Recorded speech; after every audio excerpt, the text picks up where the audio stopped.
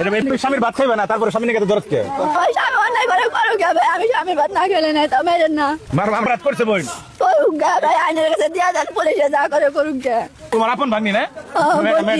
বোনজি আমার বোনজি। বোন স্বামী নিয়ে মায়া আছে? মায়া তো থাকবো 10টা বছর একজনের সাথে সম্পর্ক সংসার করা। কয়দিন যাবত আমি তো ভাই জানতাম সোশ্যাল না। মিডিয়া, ইউটিউব, টিকটক এবং ফেসবুক সবখানে এই ভিডিওটা দেখতেছি।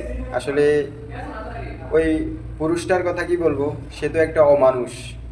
আর যে বোনটি, তার সংসারটা এভাবে ধ্বংস হয়ে গেছে।